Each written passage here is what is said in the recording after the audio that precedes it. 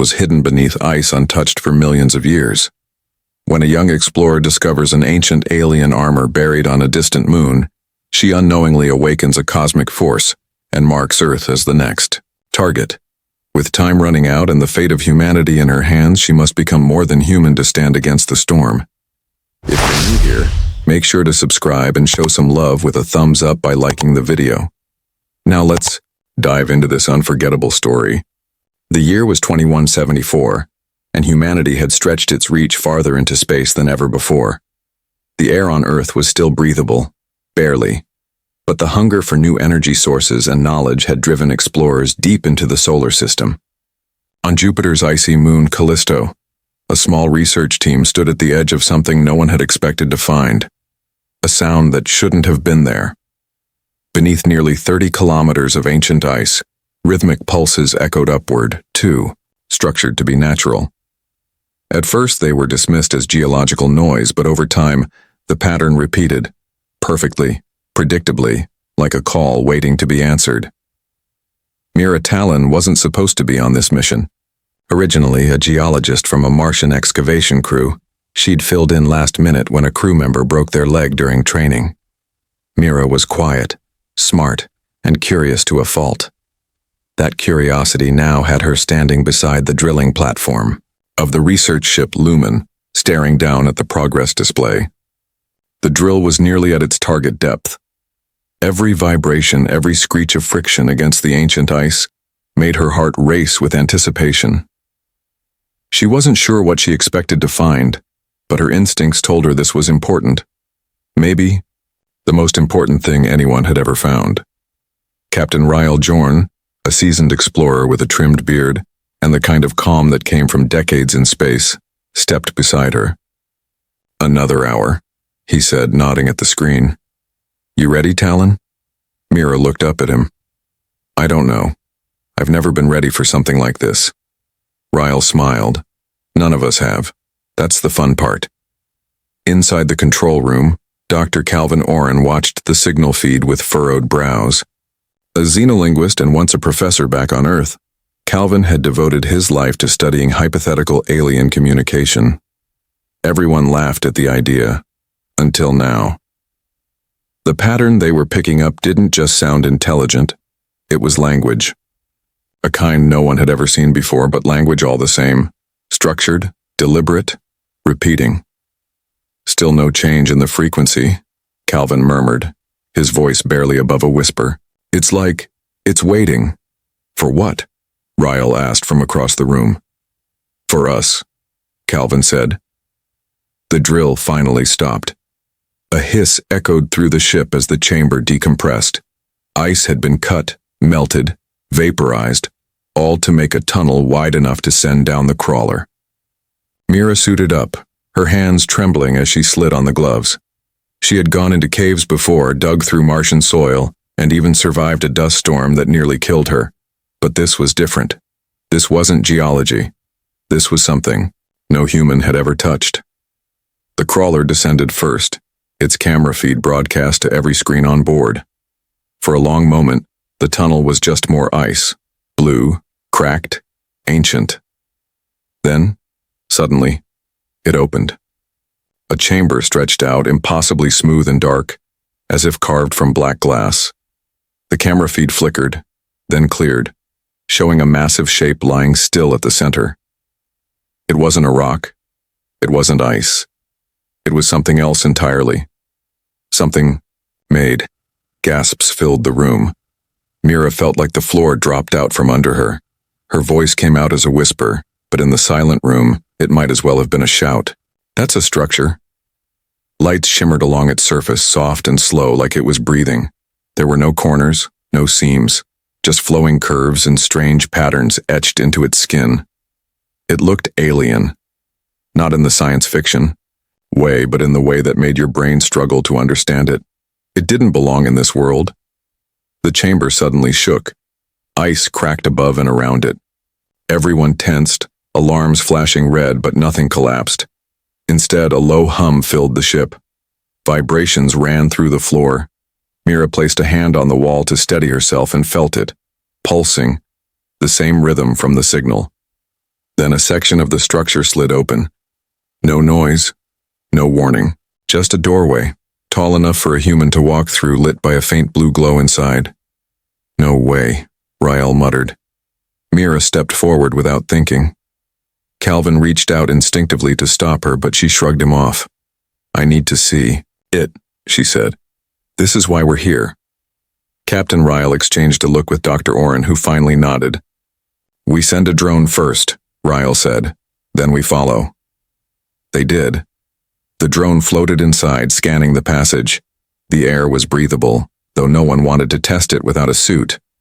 The walls inside pulsed with moving patterns, like veins of light. Mira, Rael, and Calvin entered the structure cautiously, their footsteps soft against the smooth floor. There were no shadows.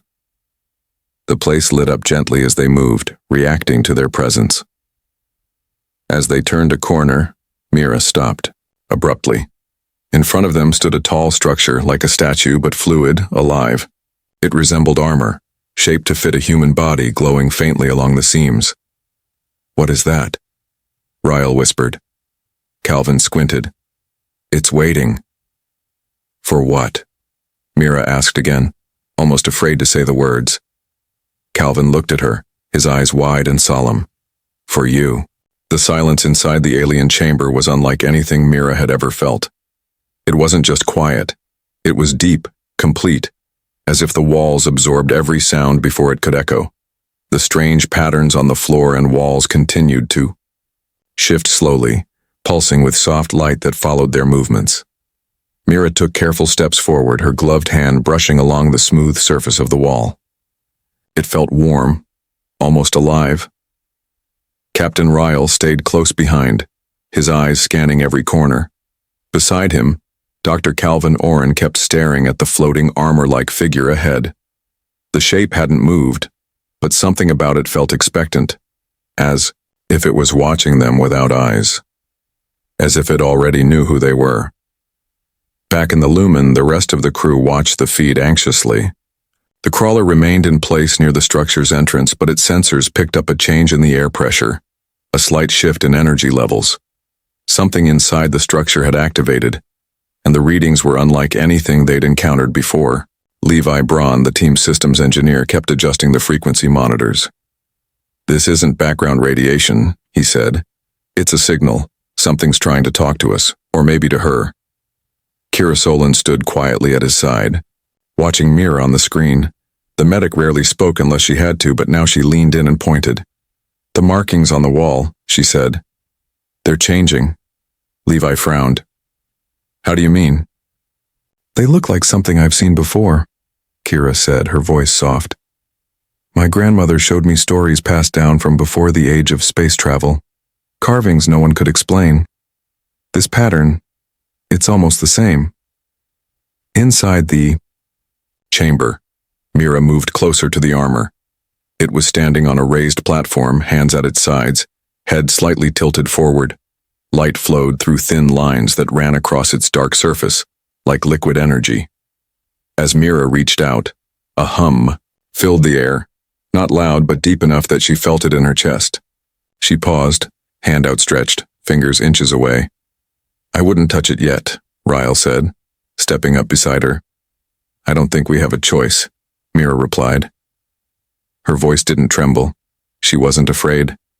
Something inside her felt drawn to this place, to this moment, like she had always been meant to find it.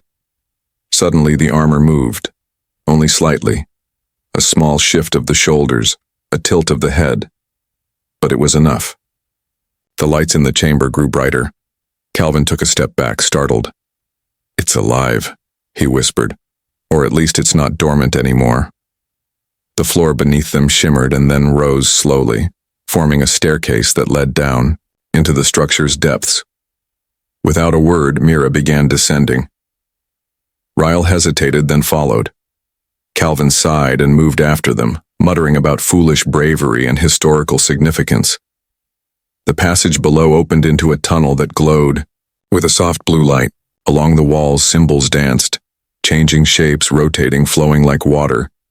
It didn't feel threatening, it felt welcoming. Still, the deeper they went, the more the air seemed to thrum with energy.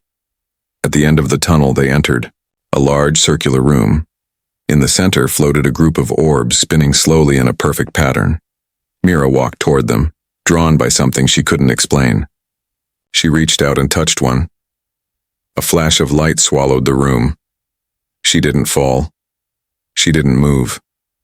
But suddenly, Mira wasn't in the room anymore. Her mind filled with images, planets she had never seen, languages she couldn't understand, but somehow recognized. She saw a galaxy filled with civilizations, peacekeepers, and then destruction. She saw a race of beings, tall and glowing, working together to hide something important, the armor. She saw one figure, alone, placing it deep beneath ice on a distant moon. Then darkness. When Mira opened her eyes again, she was still standing beside the orb. Ryle was shaking her gently, his face filled with concern. "You blanked out," he said. "You weren't responding." Mira blinked. "I saw them, the ones who made this. They were called the Virelon." Calvin stared at her pale. "How do you know that?" "I don't know how. I just do," Mira said. "They left this for us, or for someone like us. And now it's awake." As if in agreement, the orbs began spinning faster, then flew apart and vanished into the walls. The floor rumbled again, but this time it wasn't from instability. It was like a machine starting up after a long sleep. A hum built through the chamber, and the armor upstairs glowed even brighter. Back on the surface, the readings spiked wildly. Levi shouted into his headset, "We're losing control of the sensors. Something's charging up." Kira leaned closer to the screen. "Look." The armor stepped down from the platform. On its own. In the chamber above, Mira arrived just as the armor turned toward her. It walked slowly, deliberately, then stopped a few feet away. The hum filled the room again. This time it wasn't just sound, it was something else. A message. A presence. Ryle raised his hand. "Maybe we should back away." But Mira stood her ground. "No. It's not here to hurt us. It's choosing." The armor opened, not like a suit being removed, but like a flower unfolding. Light poured from it. Mira stepped forward, unable to resist, and as she touched the edge, the light wrapped around her, pulling her in. For a moment, there was silence. Then, her voice came through the comm. "I'm all right," she said, calm and clear. "But everything is about to change." The stars outside the window of the lumen seemed brighter than ever, or maybe Mira was just seeing them differently now. Everything had changed since she bonded with the armor. Her senses had sharpened. Her thoughts came quicker, clearer, and layered with knowledge that wasn't hers, but felt deeply familiar. The alien suit wasn't just a piece of technology. It was alive. A companion. A guide. And now, it was a part of her. In the ship's lab, Mira sat quietly. The armor retracted into a second skin, thin and metallic across her shoulders and arms. She stared at her hands, watching as they pulsed gently with dim light. The suit breathed with her. It responded to her thoughts before she even spoke them. When she focused, it shifted, forming tools, shields, even small holographic displays. It was as if her body had become a command center for something far more advanced than anything humans had ever built. Captain Ryle had placed Mira in quarantine, not because he feared her, but because none of them understood what had happened. The bonding had been unexpected and sudden. Mira hadn't chosen the armor, it had chosen her. And now the crew was waiting, unsure of what came next. Levi Braun stood outside the lab, pacing back and forth. He was frustrated. "We can't." "Just keep her in there," he muttered. "She's not sick, she's something else now." Dr. Calvin Oren nodded, but kept his gaze on the data streaming in. "She's connected to it. Deeply. We need to understand what that means before we let her walk free." "She's not a threat," Kira Solon said gently from her seat nearby. "I've been monitoring her vitals. Nothing's changed in a way that suggests danger. Her heart rate's steady. No signs of stress. If anything, she's stronger, healthier. Inside, Mira could hear their voices. Not clearly, but the suit translated the vibrations in the air into soft whispers. She smiled faintly. They were worried, and that made sense. If she were in their place, she might be afraid too. Then a new voice entered her mind. It wasn't spoken, aloud. It didn't have a sound, but she understood it. You are the bearer. Mira blinked. Who are you? I am Thari Vaughn, last echo of the Virelon. You carry the final link of our legacy. The name sent a wave of recognition through her. She'd seen glimpses of this being in the vision. Tall, cloaked in light, with a voice that felt like wind and water combined. They had built the armor. They had left it for someone like her. Why me? Mira whispered. Because you listened. Because you reached out. The armor responds only to those who seek with open purpose, not power. Mira stood and walked toward the center of the lab. What happens now? The signal has been sent. They know the suit is active. They will come. Who? She asked, though. The answer formed in her mind before she finished the word. The Driven.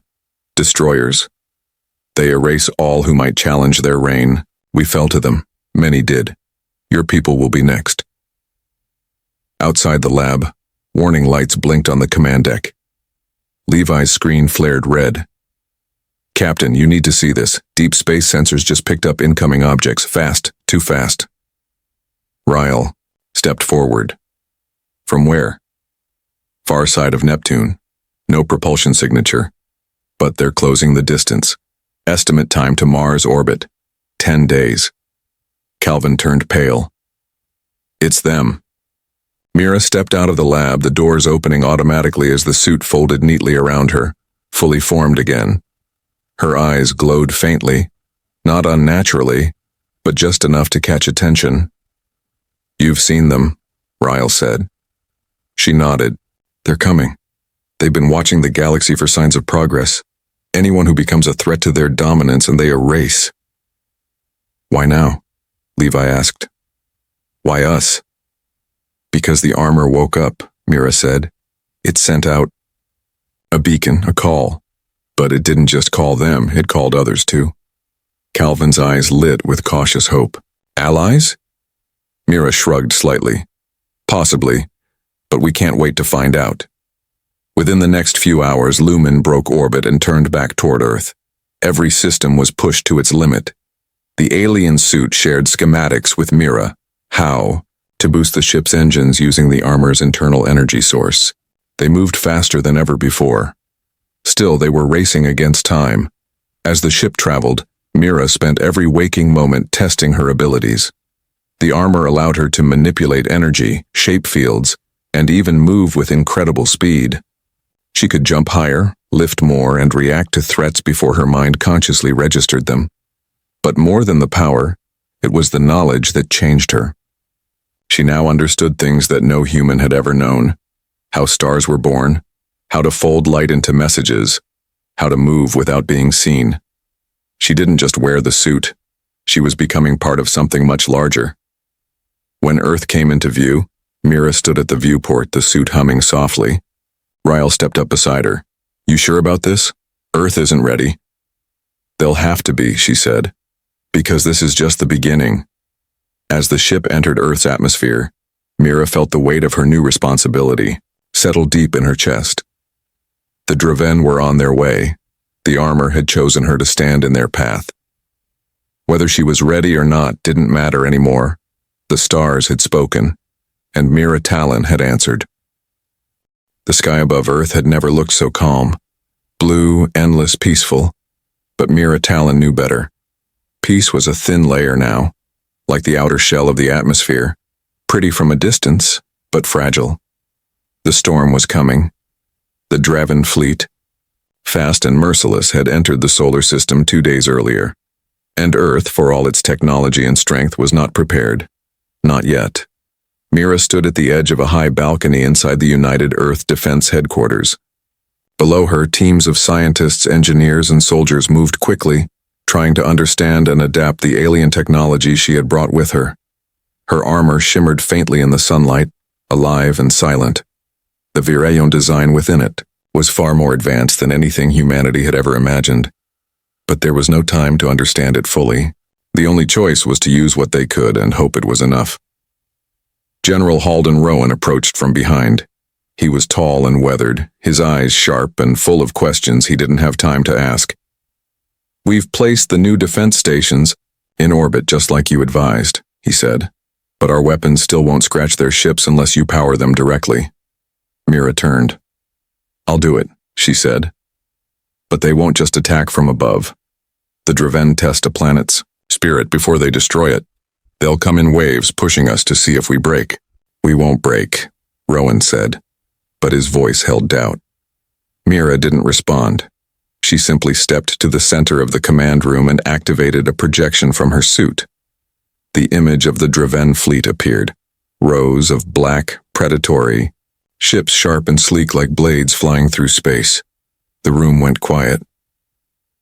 "They're a hive force," she said. "No emotion, no peace talks. They've erased worlds with far more power than ours. But we have one thing they've never faced before." Rowan raised an eyebrow. "You?" "No," Mira said, looking around the room. "Us." The projection faded. Plans were already underway. Mira helped the engineers adapt shields based on the Virayon energy fields. She trained small teams to use lightweight armor variations created from pieces of her suit's tech. But most importantly, she prepared herself. The armor was still changing, growing more in tune with her every day. With each passing hour, it revealed new features: faster movement, stronger defense, and a powerful pulse wave that could disable large objects in seconds. On the third day, the warning came. Earth's deep space sensors lit up with red alerts. The first wave of Draven ships had reached lunar orbit. They didn't hide. They wanted to be seen. Fear was their favorite weapon. Panic spread across the planet, but Mira's voice came through every major channel, calm and steady. "Do not run. Do not hide. This is the moment we've been preparing for. Humanity has always risen when the odds were against it. Now is no different. We stand together." Then she launched. From the top of the defense tower, Mira soared into the sky, a streak of light as the armor's wings unfolded. The energy around her shimmered, pushing against gravity. And within seconds she broke through the atmosphere. Earth faded behind her, and the cold silence of space opened around her. The fleet was larger than it looked in the projections. Dozens of ships, each glowing with red energy, waiting like wolves in the dark. Mira hovered in front of them alone, a single human, a glowing suit, and the last hope of a world. "Draven," she called out, her voice broadcast across space. "This planet is not yours. Turn back." There was no reply. Suddenly they moved. The first ships charged forward, weapons ready. Mira raised her hands and created a shield so massive it spanned kilometers. The first blast struck it, exploding in waves of red and gold. She pushed back, launching herself toward the lead ship. Her armor systems guided her hands, releasing a burst of energy so powerful it tore through the hull like paper. The ship burst into flame and scattered into the stars. Behind her, Earth's new space fleet arrived. Smaller, slower, but brave. Dozens of fighters and defense crafts followed Mira into the heart of the invasion. The battle had begun. Mira fought with everything she had. The armor flowed with her movements, each attack more precise than the last. Ships fell around her, and still more came. Hours passed, but she did not tire. She felt the spirit of the Virayon within her, their strength, their wisdom, their sorrow. She was not fighting for power. She was fighting for every voice on Earth that still believed in the light. But just when it seemed like they were winning, the largest ship emerged from the shadows. It was enormous, more like a floating city than a ship. It carried a weapon that could erase a continent in one strike. Mira looked back toward Earth, now distant but shining. Then she looked forward. This was it. She charged. As she neared the ship, her armor pulsed like a heartbeat. The voice of Thari Vaughn whispered in her mind. "One moment can change everything. One light can save a world. Mira's body and the suit became one. She poured all her energy into a final pulse, releasing it at the heart of the ship. A wave of light exploded across the sky. Then, silence. The next morning, Earth woke to peace. The Draven fleet was gone. Not destroyed, not defeated, gone. Their signals faded. Their ships vanished. Some believed Mira had frightened them. Others believed she had made them see something they didn't understand. A choice. A future. But Mira never returned. Only one message remained, sent through every screen, speaker, and satellite on Earth. I am not gone. I am the stars now. And wherever there is life worth protecting, I will be there. Earth was safe, for now. But above them, the stars shimmered brighter as if keeping a quiet promise.